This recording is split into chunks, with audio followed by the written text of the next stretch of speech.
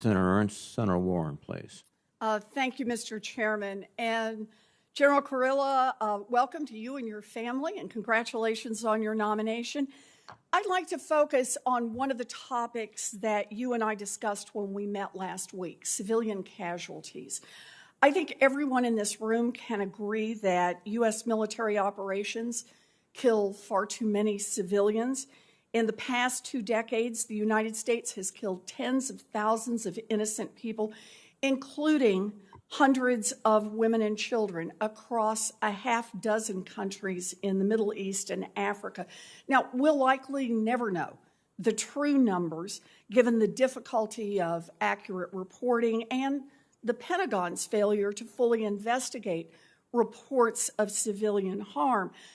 This has been the unfortunate reality of U.S. military operations, despite congressional oversight, despite dozens of watchdog groups raising the alarm, and despite documenting the harm, and despite DOD's own efforts and attempts at reform designed to improve how it protects civilians.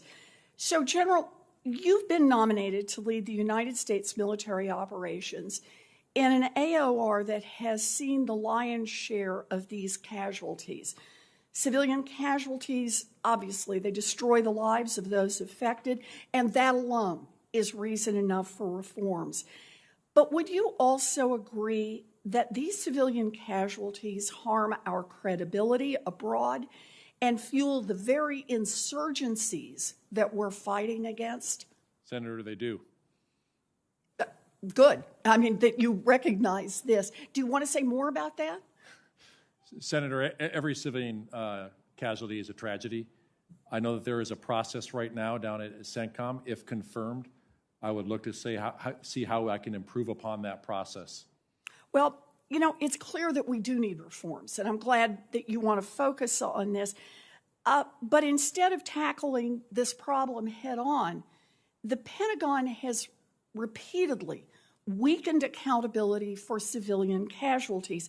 Most recently, there was reporting from the New York Times that detailed a secretive U.S. task force that used loopholes in the law to sidestep safeguards that were designed to protect against civilian casualties.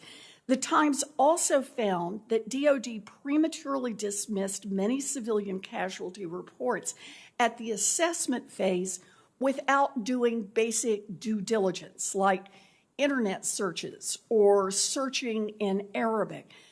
General, do you agree that any credible reports of civilian casualties deserve the Pentagon's full attention and thorough investigation? Senator, I do, and I think the Secretary of Defense's new civilian harm mitigation and response plan of action that he's asked to come back in 90 days from 27 January, if confirmed, I would look to be able to participate in that to make the process better. Good. Well, I'm glad to hear that you're committed to full investigation. We'll see what happens with the reforms. You know, it's clear that additional reforms are needed. I have ideas on that front. I'm sure there are others. I'm not alone in this. So let me just see. I know we have a report coming out, but General, if confirmed, will you commit to prioritizing reforms that will mitigate civilian casualties resulting from U.S. operations and improving accountability and transparency at the Pentagon on this issue? Senator, I will. Good. I really appreciate it, General, and I want to say thank you. You know, I've said it before, but it deserves repeating. The system is broken. We cannot accept the deaths of innocent civilians as just an unavoidable cost of warfare. It's long past time that DOD addresses the harms that U.S. military operations have caused and implement meaningful reforms that de-emphasize lethal force and prioritize civilian lives. I have already asked President Biden to incorporate these ideals into his upcoming counterterrorism review. But, General, if confirmed, I think you're going to have an opportunity to set the standard for protecting innocent lives and actually implement some real change here. So I look forward to working with you. I hope we can make some improvements in this area. Thank you. Thank you, Senator. Thank you, Thank Senator. you, Mr. Chairman. Thank you, Senator Warren. Let me recognize Senator Tillis, please.